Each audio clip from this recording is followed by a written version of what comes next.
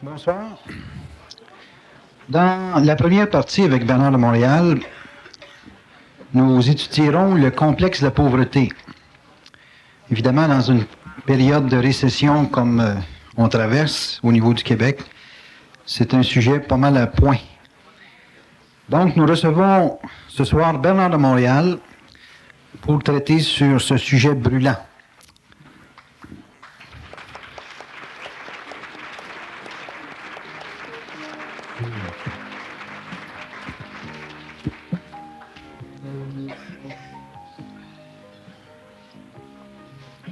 Bonsoir, Bernard. Bonsoir.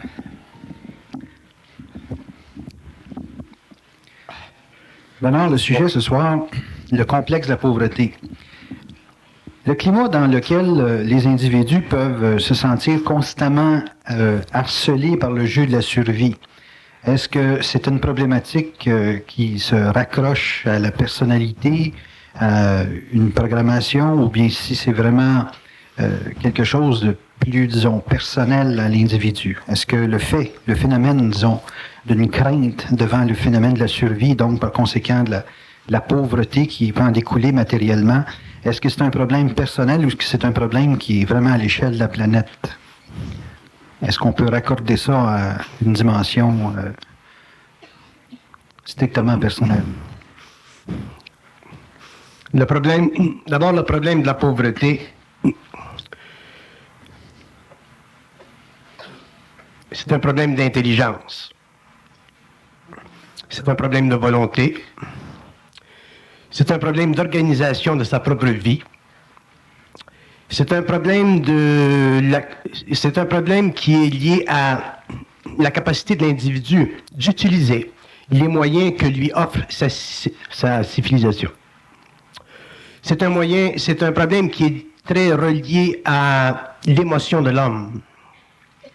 C'est un problème qui est aussi très relié à son incapacité de se dépasser à cause de ses craintes personnelles, de ces atmosphères souterraines qui conditionnent son ego à l'impression d'être sans puissance. Ce problème-là, il varie selon les caractéristiques astrologiques de l'individu. Chaque individu vient au monde, si vous voulez, avec un portefeuille astrologique dont il doit faire la gestion. Et chaque signe sous lequel il vient au monde fait partie de la particularité de son expérience sur la Terre, en relation avec les courants astro de l'âme qui influent sur l'ego, colorent sa pensée, multiplient à l'infini ses émotions, ainsi de suite. Et la responsabilité de l'homme sur le plan matériel, en ce qui concerne la survie et la pauvreté, c'est d'en arriver à saisir à l'intérieur de son signe astrologique les qualités importantes et imposantes, positives, utiles, et de s'amener à neutraliser les aspects négatifs de cette même astrologie pour libérer en lui des forces vibratoires qui font partie de son psyché universel, qui peuvent traverser les couches de son subconscient et alimenter son ego, son intelligence, ainsi de suite, et ses émotions, d'une façon créatrice. Est-ce que vous voulez dire que chaque individu, malgré une programmation personnelle qui peut, dans certains cas, être très limitative, chaque individu a quand même ou dispose de suffisamment de situations ou d'occasions pour se dépasser? Une programmation individuelle, ce n'est jamais négatif. Il n'y a aucun individu, quelle que soit la qualité plus ou moins apparente ou l'absence de qualité plus ou moins apparente de son astrologie ou de sa signature astrologique, qui ne puisse pas dépasser ces aspects astrologiques. La vie sur le plan matériel, la Terre est une école. La vie sur la Terre, selon les instructions, selon les sciences, selon les philosophies que nous avons accès, surtout à la fin du 20e siècle, nous permet, en tant qu'homme, en tant qu'individu, de dépasser sur le plan psychique les contrôles de la programmation astrale qui fait partie du karma de l'âme. C'est ça l'évolution. Mais pour que l'homme en arrive à pouvoir saisir l'occasion Il faut qu'il en arrive à transmuter son signe. Il faut qu'il en arrive à faire de ses faiblesses ses forces. Qu'il en arrive à temporiser ses forces qui sont souvent de fausses faiblesses, ainsi de suite. Et qu'il s'amène avec le temps à harmoniser son intérieur, c'est-à-dire les caractéristiques astrales de sa composition karmique avec le monde. Donc, quand on harmonise notre intérieur avec le monde, on harmonise notre intérieur avec les individus que l'on côtoie tous les jours, sur le plan de la famille, sur le plan du travail, sur le plan de la société. Ceci, ce n'est pas facile parce que l'homme n'a pas suffisamment connaissance de soi. N'ayant pas connaissance de soi, ce qui fait partie de l'évolution de la conscience, il ne peut pas facilement administrer la dose précise d'énergie dont il a de besoin quand il trafique avec les hommes.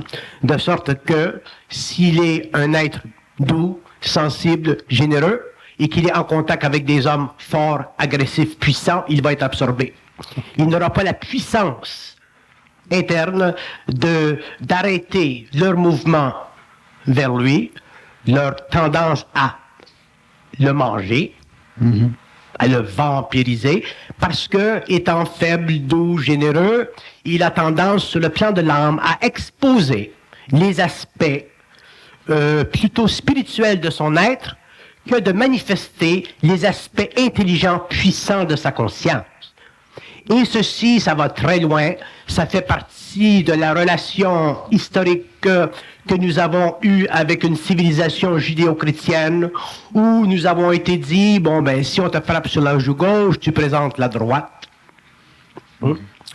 Et donc, cette déformation psychologique de l'homme, de l'individu aujourd'hui, à travers sa mémoire, qui est totalement fossoyée, qui est totalement bâtie à l'échelle de la restreinte ou de l'abus, mais qui n'est pas basée sur la puissance génératrice de son moi universel, fait que l'être, aujourd'hui, à l'intérieur de sa programmation individuelle, a beaucoup de difficultés de se situer ou à se situer dans un monde qui devient pour lui individuellement très difficile à vivre parce que la rareté des positions de travail ou des positions créatives se fait de plus en plus grande au fur et à mesure où les populations augmentent, au fur et à mesure où les lois de l'économie changent, s'internationalisent, ainsi de suite. Nous ne sommes plus dans les années 40 où tout était à faire. Nous sommes dans les années 90 où tout est à refaire, ainsi de suite. Et vous avez là-dedans les jeunes aujourd'hui dont le cerveau ou la psychologie ou la personnalité a été explosée dans les années 60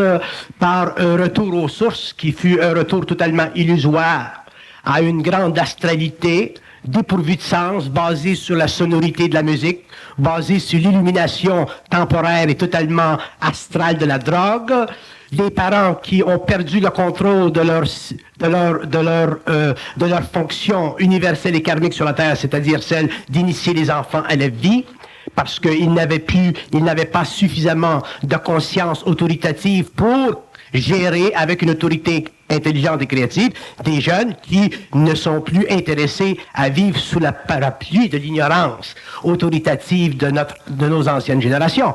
Donc, les jeunes aujourd'hui subissent ce contre-choc de la culture moderne. Ils sont totalement désabusés, ils sont totalement écœurés. Les parents sont aussi désabusés et écœurés. Donc, le monde est totalement écœuré. Les gouvernements n'ont aucune colonne vertébrale. Les tribus de l'homme, c'est-à-dire les sièges de la dictée sociologique, ethnique, sont en train de se manifester dans le monde, de sorte que l'individu, si vous le prenez sur une base totalement personnelle, qui veut travailler, qui veut être consciencieux au travail, trouve avec beaucoup de difficultés un havre de paix parce qu'il n'y en a plus. Donc, qu'est-ce qu'il doit faire? Est-ce qu'il doit revenir à des anciennes théories sociologiques, socio-économiques?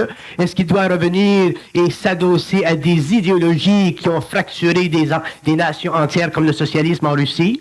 Ou est-ce qu'il doit finalement apprendre à prendre sous son contrôle personnel la destinée de sa propre programmation universelle? Et c'est là que l'homme est rendu.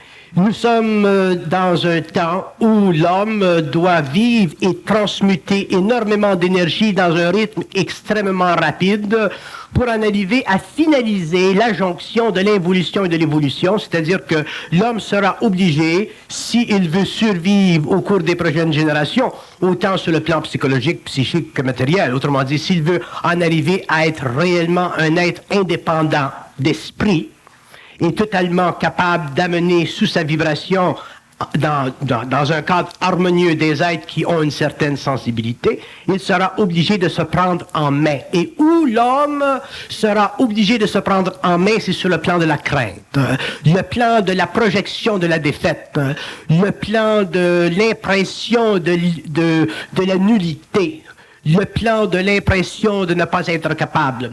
Il y a des gens qui m'ont déjà demandé, je ne sais pas qui, mais il y a des gens qui m'ont déjà demandé si j'étais un motivologue. Je ne suis pas un motivologue parce que pour moi, la motivation, c'est simplement de la supercherie. Mais utile. Mais il y a définitivement chez l'être humain un besoin de se rapprocher de lui-même. Mais l'homme ne pourra pas se rapprocher de lui-même s'il n'élimine pas de façon catégorique de ses centres, de sa conscience, les moindres craintes qui sont utilisées pour menacer son équilibre, diminuer sa puissance créatrice, contrôler son intelligence, parce que l'homme est un être de lumière, donc on n'a pas à s'inquiéter de ce point-là. Mais par contre, cette lumière, elle doit être réellement rendue vivante et les éléments de sa conscience évolutive qui, aujourd'hui, à cause des conditions de notre civilisation, deviennent de plus en plus impuissantes à renverser le trend, comme on dit en anglais, vers l'abrutissage de l'esprit et l'impuissance de l'esprit. Tout ceci doit être renversé. Donc aujourd'hui, nous avons des sciences neuves, des sciences créatrices, des sciences qui sont communiquées à partir du plan mental, des sciences qui ne viennent pas ou qui ne sont pas des chuchotements du monde de la mort ou du plan astral d'entité, des sciences qui viennent de très loin dans les confins mentales de l'universel, et c'est à l'homme d'utiliser ces sciences, de les adapter à sa compréhension et de commencer à vivre sa vie comme il le sent et non pas comme elle lui est imposée par toutes sortes de conditions selon la mémoire de sa race, selon le temps de son histoire, selon les dispositions émotives, spirituelles des différents pouvoirs qui conditionnent l'humanité. Bernard, j'ai donné un point important, semble-t-il. Quand on parle de richesse, on parle généralement de gestion.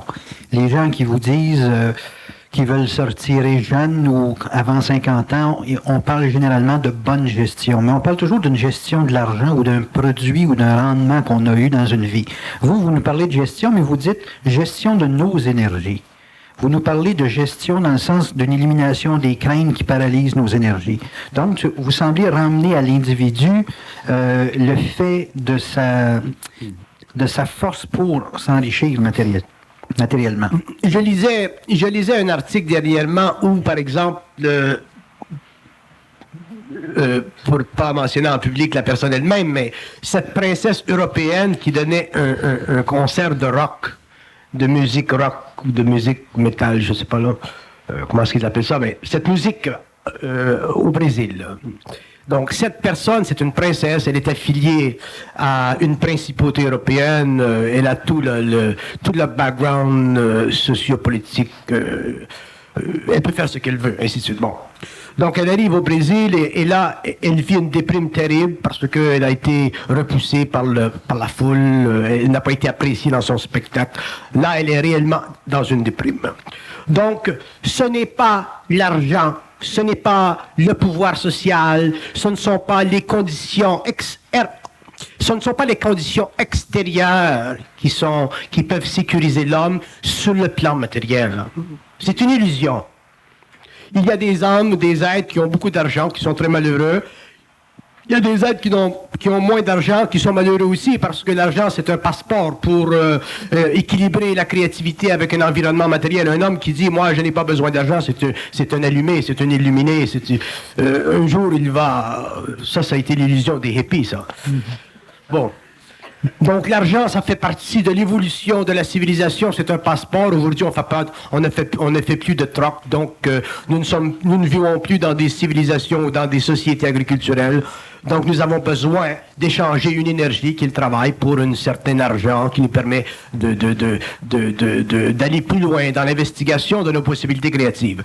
Mais si l'homme n'a pas de force intérieure, si l'homme ne se connaît pas, si l'homme ne s'ajuste pas à sa réalité, si l'homme ne prend pas conscience de son être-té, s'il n'en arrive pas à contrôler ce qui le diminue, ce qui le détruit, que ce soit de l'intérieur, qui est astral, ou que ce soit de l'extérieur, qui est dans le monde, il n'aura jamais d'argent. Parce que l'argent, c'est une énergie qui, sur les plans universels, sur les plans astraux, est karmiquement reliée avec certaines humeurs de l'être. Il y a des gens qui font de l'argent et ça les amène au suicide. Ça les amène à la fracture de leur famille. Donc ce n'est pas l'argent qui est le motif fondamental dans l'équilibre de la conscience de l'homme sur la Terre. C'est sa conscience qui doit être la force motrice, qui doit être la lumière qui éventuellement peut utiliser ou mettre en mouvement ou en demeure toutes ces forces créatives intérieures qui automatiquement, naturellement, créeront une tendance naturelle aux aspects invisibles de l'argent de venir vers lui. Si l'homme s'adosse, si l'homme devient mercenaire, si l'homme cherche l'argent simplement pour l'argent et qu'il ne regarde pas son intérieur, il sera, et avec le temps, il sera amené à la destruction par l'argent. Regardez ce qui s'est produit avec Maxwell. Regardez ce qui s'est produit avec Khashoggi. L'argent, c'est une puissance, c'est une vibration qui crée des relations, qui crée des nouvelles données dans la programmation occulte et astrale de l'âme. C'est quelque chose qui met en marche. Vous ne pouvez pas avoir 5 000 $ et le garder sur la table. Quelque part, vous allez avoir des idées qui vont vous amener à faire avec ce 5 000 $ quelque chose qui peut être utile, créatif ou qui peut être totalement envenimant de votre vie. Donc, ça demande de l'intelligence. Donc, l'homme, ce que l'homme a de besoin, c'est de l'intelligence. En premier. Et de l'intelligence, ce n'est pas facile à avoir. Parce que de l'intelligence, ce n'est pas de l'intellect. De l'intelligence, ce n'est pas de la formation académique. De l'intelligence, ce n'est pas de la formation intellectuelle universitaire. Ces aspects de l'intellect, du mental inférieur, font partie du raffinement, du développement, font partie du talent de la mémoire. C'est de la mémoire, c'est de la mémorisation. De l'intelligence, c'est un autre aspect du mental qui se moule, qui utilise cette mémoire pour rendre l'homme créatif, utile à lui-même, utile à la société, utile au monde, dans la mesure où il est suffisamment intelligent pour contrôler son énergie. Donc l'intelligence, ça ne fait pas partie de l'ego. L'intellect, oui. La mémoire, oui. Mais l'intelligence, c'est une énergie qui fait partie de la connexion universelle entre l'homme et les circuits universels, donc l'ajusteur de pensée que vous appelez, vous, le grand moi. Donc cette réalité est un fait cosmique universel qui sera redécouvert au cours de l'évolution, mais redécouvert dans un contexte totalement déspiritualisé, dans ce sens qu'il y aura des sciences très avancées qui expliqueront à l'homme l'intemporel. Pas l'intemporel astral de l'âme, pas l'intemporel astral des illuminés, mais l'intemporel organisé, cosmique, systémique des plans ou des mondes interplanétaires qui s'interpénètrent dans différentes dimensions dans la galaxie. L'univers, c'est très vaste. L'homme est un microcosme de cette grande diversité d'énergie intelligente et il doit connecter quelque part. Mais qu'est-ce qui l'empêche de connecter avec cette énergie? C'est son ego. Donc, qu'est-ce qui l'empêche d'être? Qu'est-ce qui fait qu'il est pauvre? Pourquoi il est pauvre? C'est à cause de son ego, si l'homme est pauvre. À cause de son manque de connexion. C'est à cause de son manque de connexion. Je ne dis pas que l'homme peut s'enrichir au niveau de sa conscience créatrice demain matin, parce que ça ne va pas comme ça, parce que ça, c'est encore de l'ego. Et la conscience créatrice ne joue pas au jeu de l'ego. Elle va transmuter l'ego pendant les années que ce sera nécessaire pour l'amener éventuellement cet ego à réellement être en harmonie avec elle et non pas à amener l'intelligence en harmonie avec lui. Donc ça, c'est la transmutation de l'art. Mais par contre, l'ego, sur le plan matériel, surtout aujourd'hui, l'ego a besoin de savoir qu'est-ce que c'est qui le bloque, qu'est-ce que c'est qui fait interférence avec sa vie, et il doit se donner de le regarder en face. L'homme n'est plus, en tout cas, je parle de l'homme qui s'occupe de lui-même, je parle de l'homme qui avance, je parle de l'homme suffisamment intelligent pour ne pas se couper des grandes forces de vie qui viennent. L'homme ne peut pas se permettre de tourner la tête à sa réalité. L'homme ne peut pas se permettre de tourner la tête à ses failles. L'homme ne peut pas se permettre de tourner la tête à ses défauts qui font la corrosion de son contact avec la source.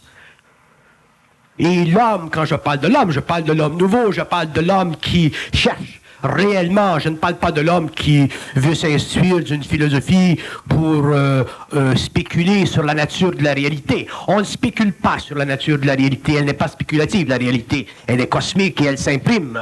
Donc, si l'homme veut réellement s'occuper de lui, de lui-même, avancer et en arriver à se greffer à sa réalité, il sera obligé de regarder, soit par le truchement du calendrier astrologique, soit par le truchement des impressions que ont certaines personnes de son personnage. L'homme sera obligé de se regarder en face. Et je vous dis que l'homme demain qui passera à un autre niveau, ou les hommes qui passeront à un autre niveau, les hommes qui entreront en conversation directe, physique, éthérique avec l'intemporel, seront des hommes qui auront été forcés par la condition karmique de leur programmation, par l'imposition de leur initiation solaire à se regarder en face. Si l'homme se regarde en face, il n'y a pas de problème, parce que ce n'est pas important que l'homme soit paresseux, que l'homme soit petit, que l'homme soit peureux, que l'homme soit orgueilleux, que l'homme soit faussement fort. Ce n'est pas important, ça fait partie de son inconscience.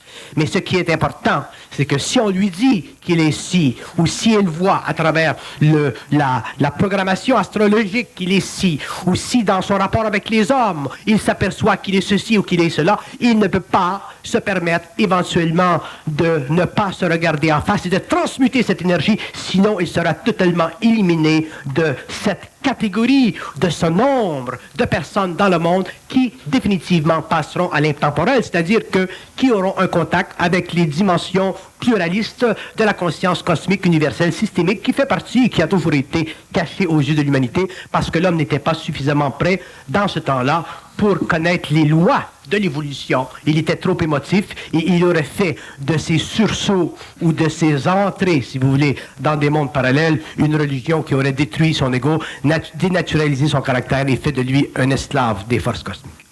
Vous semblez dire qu'une personne qui est capable de se regarder en face et d'identifier les forces et les faiblesses et qui en fait une bonne gestion peut se dégager... Un homme qui regarde ses faiblesses en face et qui en fait une gestion et qui s'amène au cours des années à éradiquer de son sol ces herbes troubles, ne peut pas faire autrement que de s'enrichir sur le plan psychique, sur le plan psychologique et sur le plan matériel. C'est une inévitabilité. Pourquoi?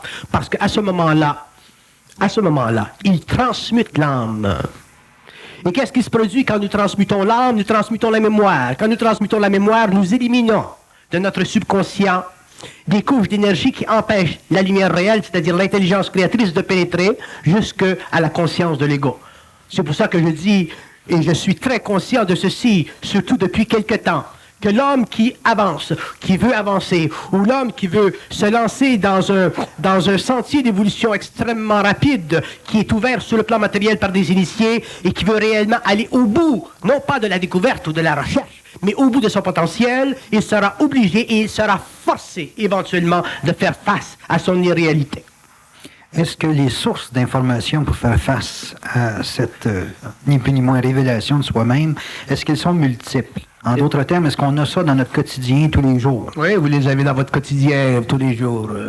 Ben oui. Est-ce que ce sont... Aussitôt que vous créez de la désharmonie dans votre vie, déjà vous avez une faiblesse. Aussitôt que vous créez de la désharmonie, quel que soit votre niveau d'intelligence, quel que soit votre niveau de sensibilité, quelle que soit votre nature, vous engendrez une vibration qui est astrale, vous vous coupez de votre énergie. Donc, être intelligent dans le sens créatif du terme, dans le sens d'une conscience réellement supramentale, dans le sens d'une conscience des cellules. C'est la capacité chez l'être humain de neutraliser les tendances naturelles, astrales, karmiques de l'âme, de créer ou de vouloir créer chez lui, à travers lui, malgré lui. Ces vibrations qui créent de la désorganisation de l'énergie entre lui et les hommes, qui créent de la désorganisation du désordre de son énergie personnelle. Donc un homme qui crée de la désharmonie dans sa vie, ou un homme qui est assujetti à de la désharmonie dans sa vie, doit faire quelque chose. Si vous êtes assujetti à la désharmonie dans la vie, si des gens vous désharmonisent, si des gens, des hommes ou des êtres, près ou de loin, vous débalancent vos centres, vous devez être suffisamment intelligent, c'est-à-dire ne pas avoir la crainte de les perdre, les couper avec eux, les mettre de côté et aller de votre chemin. Et si vous désharmonisez des êtres dans votre vie, ces êtres doivent être suffisamment intelligents pour faire la même chose, vous laisser et aller dans leur propre chemin.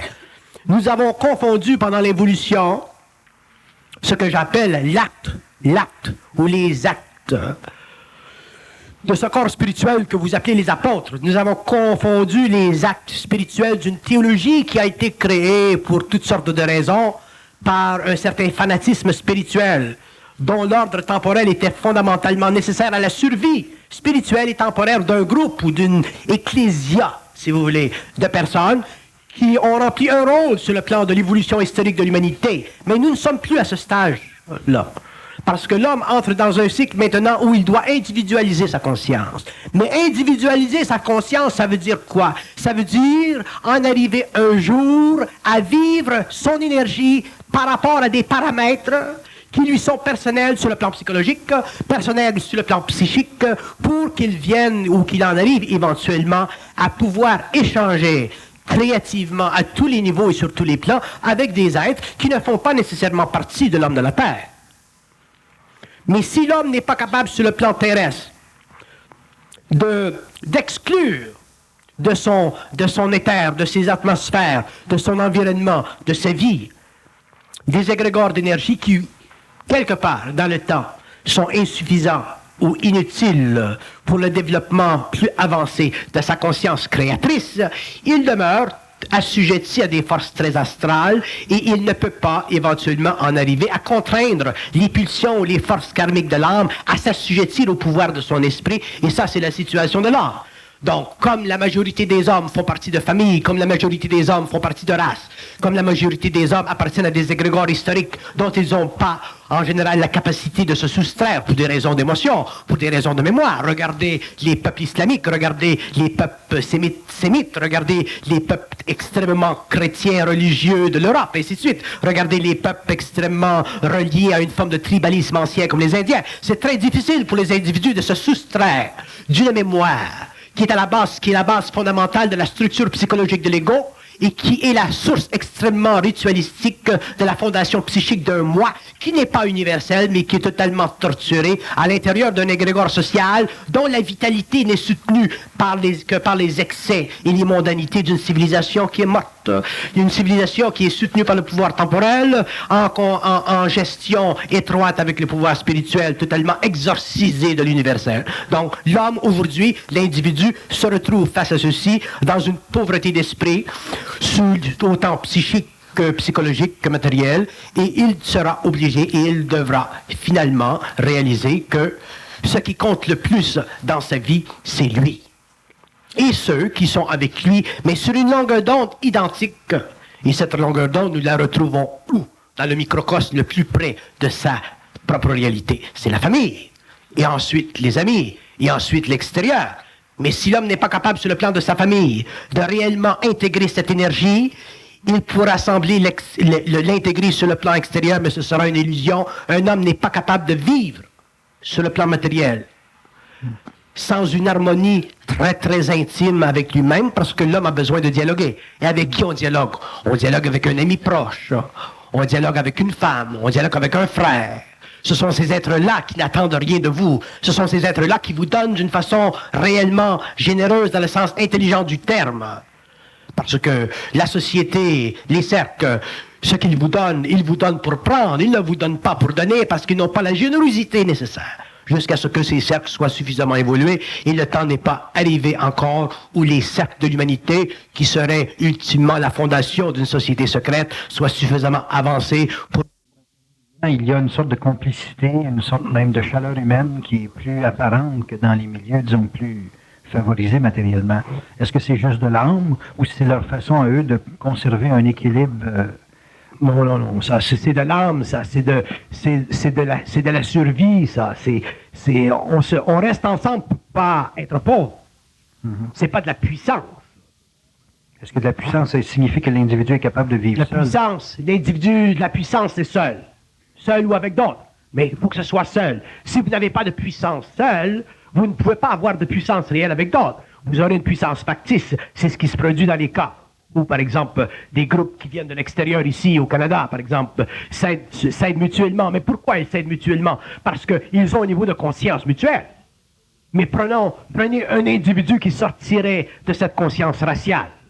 Il serait obligé de se libérer de cette tendance à collectiviser une certaine énergie pour maintenir simplement un équilibre factice de survie.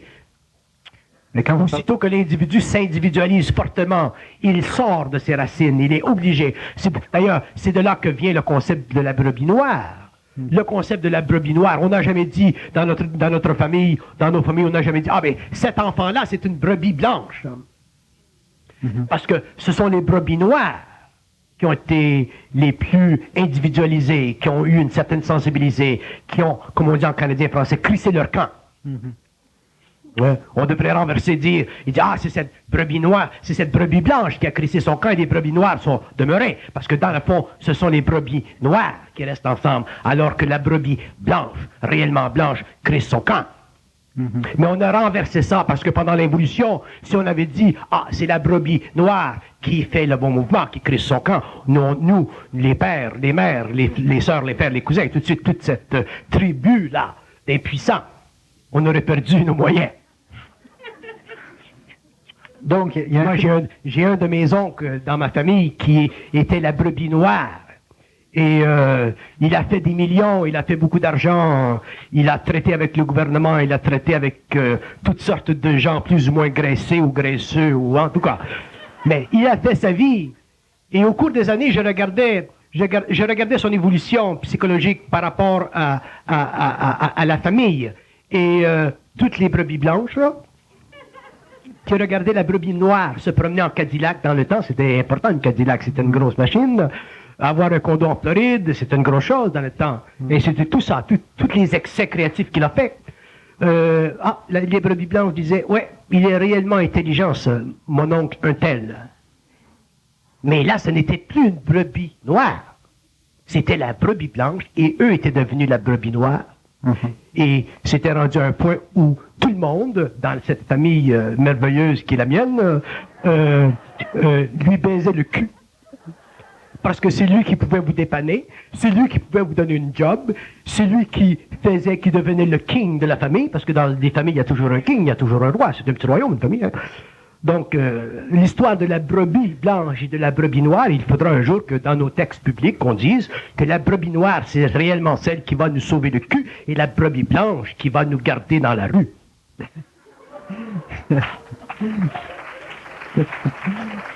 Bon, alors, j'aimerais ça faire l'étude de la brebis noire. Comment qu'elle peut supporter le fait dans son retrait, parce qu'il y a eu une étape où elle a vécu le rejet. Comment elle est capable de supporter, je dirais presque l'aspect pénalité de son retrait avec ce qui est finalement son noyau de base, la famille.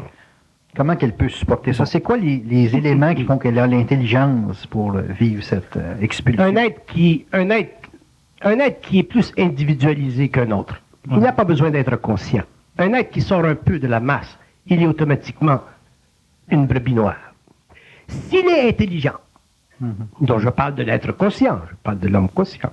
Si l'homme devient intelligent, conscient, il demeurera une brebis noire. Mais il sera tellement intelligent, c'est-à-dire tellement mental, qu'on ne verra plus le noir. Ouais, il deviendra transparent. On ne pourra plus dire « Ah, c'est une brebis noire ». parce qu'on verra que ce qu'il fait, c'est totalement harmonisé. Donc, s'il est très conscient et qu'il n'a rien à voir avec la psychologie évolutive de sa famille, de temps à autre, il ira visiter sa famille, dire bonjour, comment ça va. Mais lui, en tant qu'individu, n'aura rien à voir avec la famille. Parce que l'homme de la race racine nouvelle, l'homme de la conscience mentale future, n'aura rien à voir avec la conscience ou la mémoire de l'évolution. Mais, comme il sera dans un temps où cette famille, où ces gens vivent, il aura la sensibilité d'aller voir, de rendre visite à des gens qui ne peuvent pas le comprendre. Son travail, ce n'est pas de s'expliquer à eux. Son travail, c'est de leur rendre la sensibilité, la politesse, le respect au niveau de leurs besoins. Donc, il ira voir sa mère, il ira voir son père, il ira voir ses frères, et ainsi de suite, mais dans un équilibre total. Et on lui dira, qu'est-ce que tu fais dans la vie? Il s'organisera pour leur répondre d'une façon à ne pas les émerveiller trop et d'une façon à ne pas trop les inquiéter non plus. Okay. Donc, on ne pourra pas dire qu'il y a une brebis noire parce qu'ils ne seront pas inquiétés. Et on ne pourra pas dire non plus qu'il est un illuminé parce qu'il ne parlera pas trop. Donc, c'est ça, être intelligent. Vous ne pouvez pas demander à votre bonne mère qui fait partie d'une autre génération, d'un autre temps, de comprendre ce que l'homme demain comprendra. C'est normal. C'est réellement, c'est une séparation non pas simplement de culture, mais c'est une séparation de temps et de conscience mentale. Mais l'homme conscient doit respecter les conditions de l'évolution qui lui ont donné naissance. Donc, il doit respecter son père. Il doit respecter la religion de son père. Il doit respecter la religion de ses fils. S'il fait ça, et ça demande beaucoup de conscience. Ça demande un contrôle de ses énergies, ça demande un contrôle de l'ego, ça demande un contrôle de ses émotions, ça demande un contrôle de sa spiritualité, qui est en voie de transmutation rapide. À ce moment-là, on ne pourra pas dire qu'il est un mouton noir. J'ai visité ma mère dernièrement et elle écoutait une de mes cassettes. Et pendant qu'elle écoutait la cassette, elle pleurait. Ben, j'ai dit, pourquoi tu pleures? Et elle me dit, je ne peux pas m'imaginer que le bon Dieu m'ait donné un fils si intelligent. Donc je lui ai dit, mais c'est pas une raison de pleurer. Tu devrais dire merci, bon Dieu. Et elle me répond, elle dit, j'ai prié pour toi hier soir. Moi j'ai dit, tu vois, je suis venu aujourd'hui. Donc, si je commence à parler, là, à ce moment-là, elle ne va plus pleurer. Elle va devenir folle. Donc, je ne suis pas intéressé à ce que ma mère devienne folle. Je préfère qu'elle pleure. Je la laisse pleurer. Ouais. Il y a un vieil adage qui dit, pour faire de l'argent, il faut de l'argent. Est-ce que pour être intelligent, il faut être intelligent? Il faut avoir... Oh, c'est intéressant, ça. Pour être intelligent, mon cher, pour être intelligent, il faut d'abord savoir et avoir un degré de certitude que nous le sommes. Donc, ah oui, il faut un petit peu d'être... Vous devez avoir un degré de certitude que vous l'êtes. Si vous n'avez pas ce degré de certitude que vous l'êtes intelligent, vous ne le serez jamais. Parce que ce degré de certitude vient de votre esprit. Il ne vient pas de l'âme. Il ne vient pas de l'astral. Donc, si vous n'avez pas ce degré de certitude que vous êtes intelligent parce que vous n'avez pas fait de grandes études comme votre frère, parce que vous n'avez pas fait de grandes études comme d'autres personnes, vous êtes foutu. Parce que l'intelligence n'a rien à voir avec l'éducation. Okay. Donc, si on disait, ah ben moi je n'ai pas eu d'éducation, c'est pas un problème. Que les hommes n'aient pas la même éducation, c'est normal. Ça fait partie de la programmation de vie, ça fait partie de la mémoire, ça fait partie de beaucoup de choses. Mais que l'homme dise, moi je ne suis pas intelligent, là il est réellement astralisé, il est réellement malade, il a réellement besoin d'un coup de pied au cul. Parce que tous les hommes sont intelligents. Mais tous les hommes n'ont pas, pour toutes sortes de raisons, qui sont reliées à la mémoire, la capacité intransigeante de savoir qu'ils le sont parce qu'ils ont été trop longuement pointés comme ne l'étant pas. Maintenant, l'autre question qui vient au point, c'est que de l'intelligence, ça ne se mesure pas. De l'intelligence, ça se manifeste.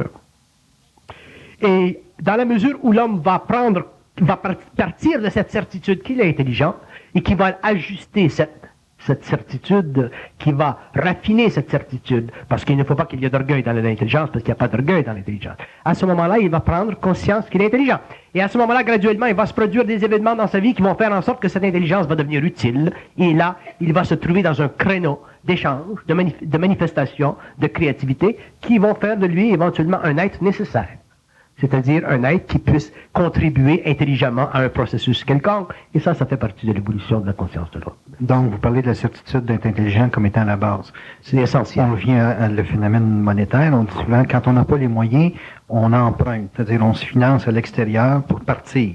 Est-ce que le fait de voir des gens qui nous font confiance sur le fait de notre insécurité, c'est-à-dire qui nous disent qu'on est intelligent, même si on ne le voit pas, ça va nous donner l'élan. S'il y a des gens qui vous disent que vous êtes intelligent, que vous ne le voyez pas, vous ne l'êtes pas. Ça n'aide pas. Ça. Non. Donc, si vous avez besoin de quelqu'un pour vous dire que vous êtes intelligent, vous êtes réellement fait à l'os.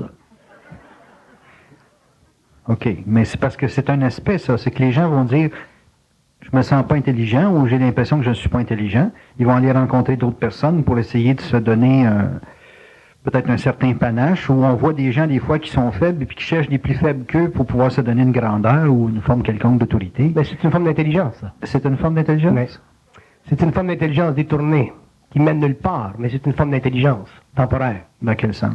Dans ce sens qu'un homme qui est suffisamment intelligent pour s'enligner des faibles autour de lui, il a déjà l'esprit de la prépondérance.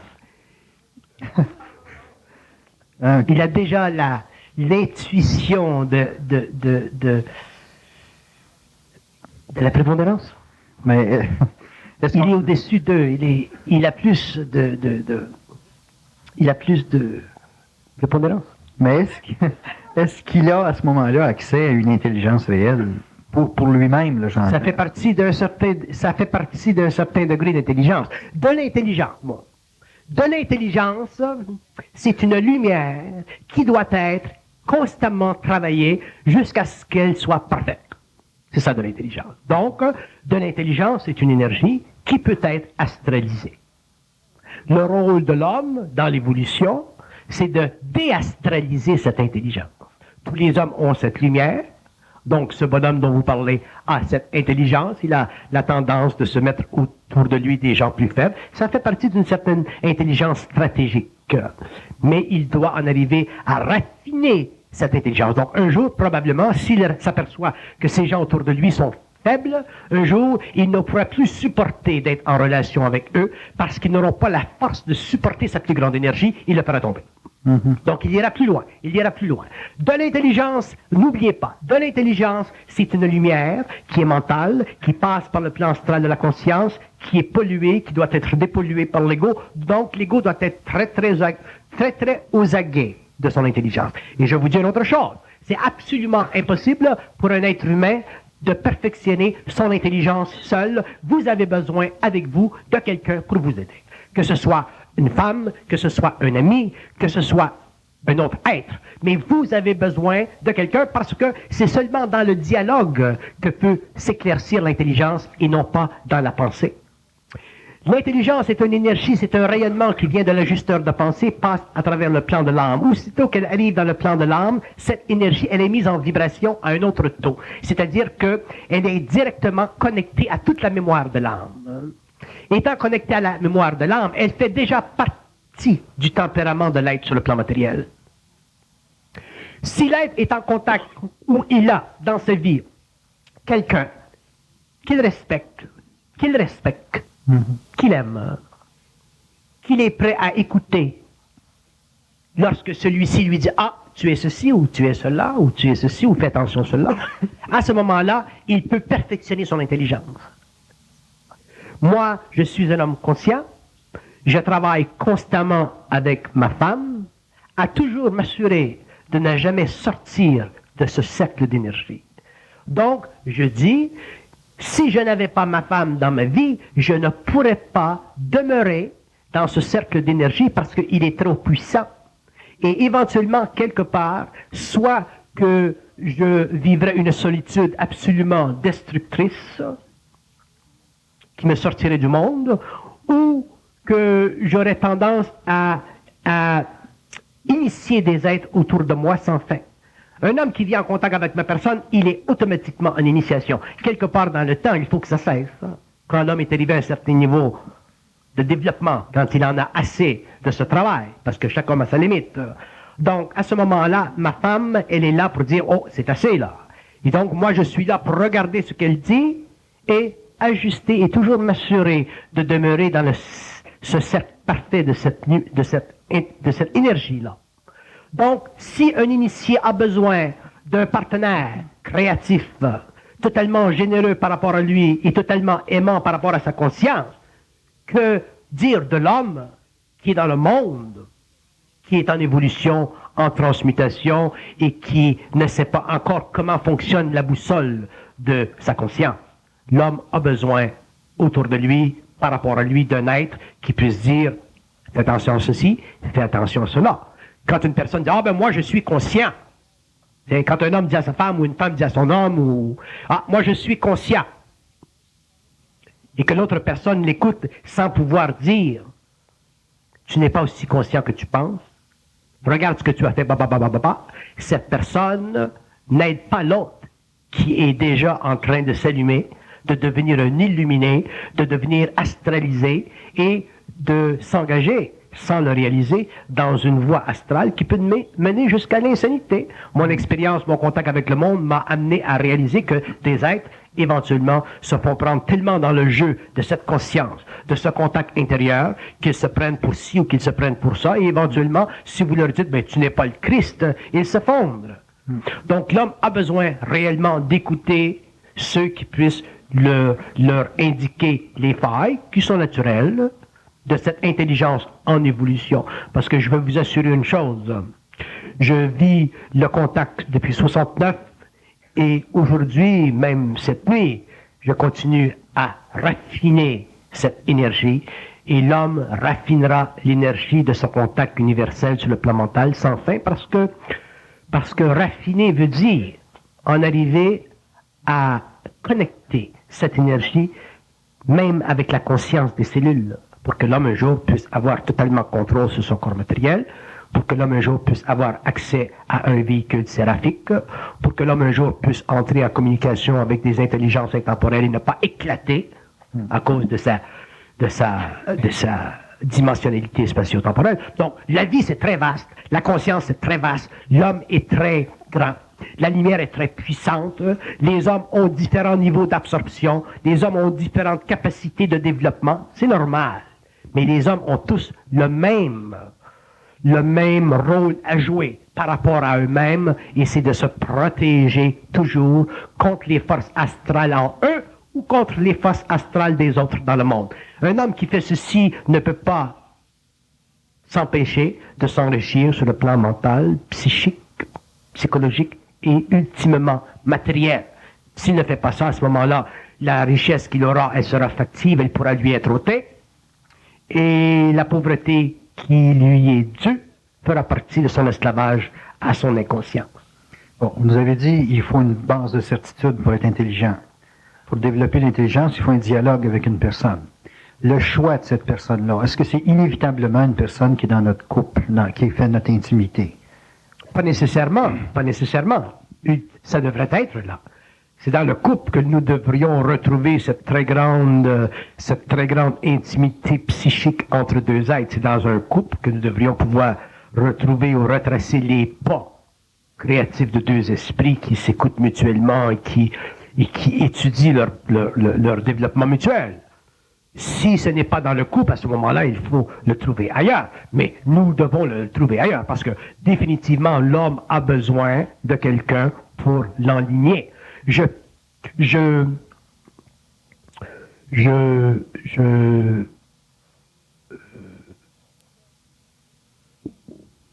Un homme qui n'est pas enligné ou qui n'a pas l'écoute, qui ne se laisse pas facilement enligner dans la vie par d'autres parce qu'ils sont plus doux, ils sont moins puissants. C'est un homme qui, pour moi, n'a pas d'avenir. N'a pas d'avenir sur le plan où je pars. Pas d'avenir. Parce que l'avenir, vous savez, il y a des gens qui disent Pourquoi nous n'avons pas de preuves? Pourquoi nous n'avons pas... pourquoi les forces ne nous aident pas, et ainsi de suite. Ce n'est pas le rôle des forces d'aider l'homme. Le rôle des forces, c'est d'amener à l'homme la clarté de son esprit pour dégager son être des égrégores qui font partie de la formulation karmique de son évolution, pour que l'homme, lui, devienne naturellement puissant. L'homme, c'est un être en puissance. Donc, ce ne sont pas les forces qui sont dans d'autres dimensions qui ont le rôle. Ce n'est pas le rôle des forces de faire de la clairvoyance pour l'homme. Ça, c'est le rôle des entités dans le monde astral. Vous allez voir un médium, vous lui demandez quand est-ce que mon toaster va sauter, et le médium va vous dire, bon, il va sauter dans 3 semaines. Mais vous ne pouvez pas demander à des êtres qui sont dans la lumière, qui font partie, qui sont totalement en dehors des royaumes incarnationnels, qui font partie totalement de l'intemporel éternel, de s'occuper ou de se préoccuper de quand votre toaster va sauter. C'est à l'homme lui-même de nettoyer son inconscient, c'est-à-dire de nettoyer les aspects de sa personnalité qui sont astrales pour que cette énergie passe, devienne créative et lui donne naturellement l'accès, selon ses besoins, selon sa sensibilité, aux choses de la terre. Les critères qui font qu'on découvre ni plus ni moins la personne avec laquelle on peut établir la fameuse complicité là, pour établir le dialogue, l'échange, puis avoir accès à cette intelligence de façon concrète. Les critères, est-ce que c'est d'avoir la même certitude ou d'avoir le même niveau de certitude? Votre question est trop rapide. Premièrement, il y a des êtres qui sont ensemble pour des raisons karmiques. OK. Il y a des êtres qui sont ensemble pour des raisons karmiques, d'ailleurs. C'est 95%. Les hommes, les êtres que vous rencontrez dans votre vie sont là pour toutes sortes de raisons qui font partie de votre évolution, et ainsi de suite. Mais il vient un point dans l'évolution de l'homme, je parle de l'homme nouveau, il viendra un point dans l'évolution de l'homme nouveau où l'homme ne sera plus intéressé à être avec quelqu'un pour des raisons karmiques. Pourquoi? Parce qu'il ne sera plus intéressé à supporter la bêtise de l'autre, la niaiserie de l'autre, la stupidité de l'autre, l'arrogance de l'autre, la merde de l'autre. Donc, l'histoire que vous êtes ensemble pour la vie, pour le bien, pour le pire ou pour le meilleur ou pour le pire, ma femme dirait pour le meilleur, pas que le pire. Vous comprenez? Bon. Donc, l'homme deviendra un jour intelligent. Et quand il sera avec quelqu'un, ce sera pour le meilleur. Et s'il y a du pire, il fera en sorte que... Mais il pourra le faire parce qu'il sera dans sa propre conscience. Avant, pendant l'évolution, l'homme n'avait pas sa propre conscience. Il avait la conscience de l'État, il avait la conscience de l'Église, il n'avait pas sa propre conscience. Regardez nos parents. Donc, comment voulez-vous, si vous n'avez pas votre propre conscience et que l'autorité spirituelle du monde vous dise, bah, ben, tu es là, mon gars, pour le meilleur ou pour le pire?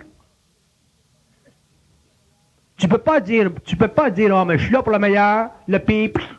Ça veut pas dire ça que l'homme conscient, s'il devait arriver quelque chose de pire, mettrait de côté son partenaire. C'est pas ça que ça veut dire. Ça veut dire qu'il y aurait suffisamment d'intelligence dans sa conscience ou dans la conscience de ce couple pour que même si le pire vient, c'est-à-dire des accidents, des infirmités ou des choses terribles, il aurait la force de supporter.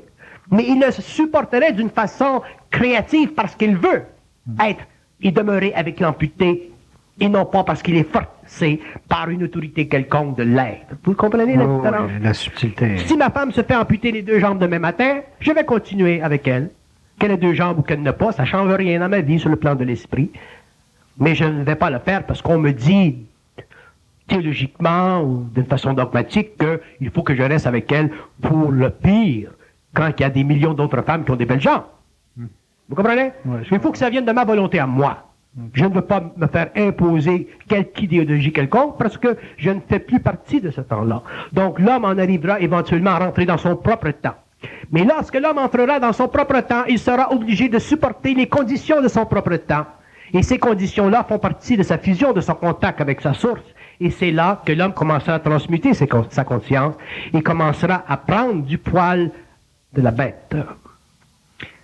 Si on regarde le fait que c'est votre choix constant, ça veut dire que 2 individus, on parle même plus de choix, on parle de reconnaissance d'une intelligence de l'autre.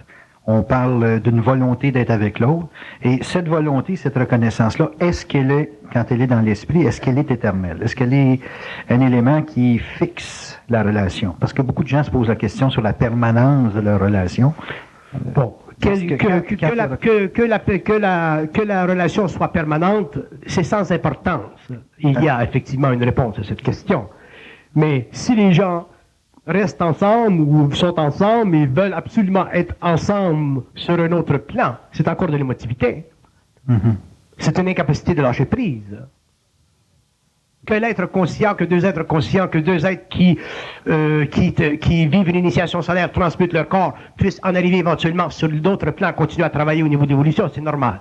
Bon, le point n'est pas là. Le point est sur le plan psychologique, sur le plan de l'attitude intérieure.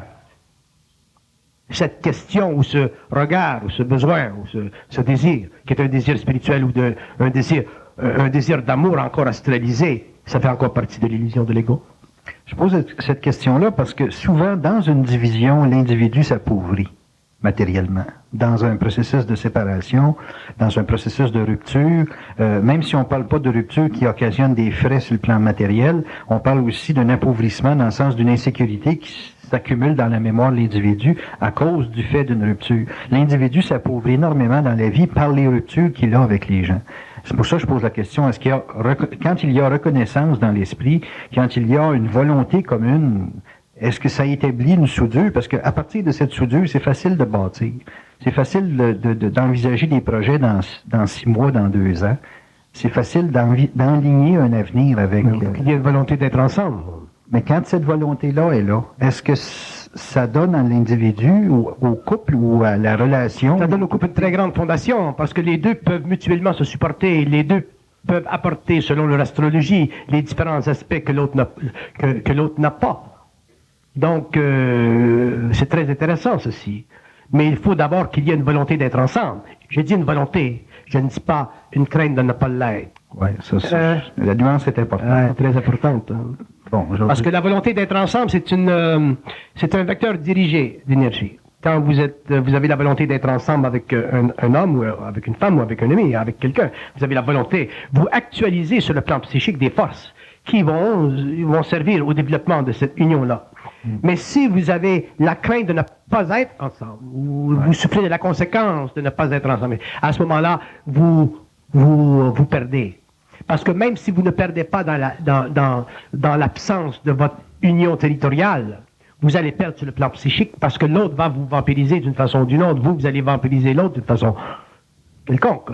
Parce que le vampirisme, ce n'est pas nécessairement une chose qui est dirigée d'une façon volontaire. C'est quelque chose qui fait partie des humeurs, des états, des émotivités, par exemple de la femme, comme de l'arrogance de l'homme, et ainsi de suite. Donc, vivre ensemble, pour vivre ensemble, il faut vouloir être ensemble. Et si nous n'avons pas cette volonté ferme de vouloir être ensemble, mais que nous vivons plutôt sous le prétexte opposé, qui est basé sur la crainte de perdre, sur l'émotivité, ainsi de suite, pour quelque raison que ce soit, à ce moment-là, ce n'est pas la fondation d'un couple nouveau. Ça fait encore partie des anciennes sorcelleries du couple évolutif. Merci Bernard.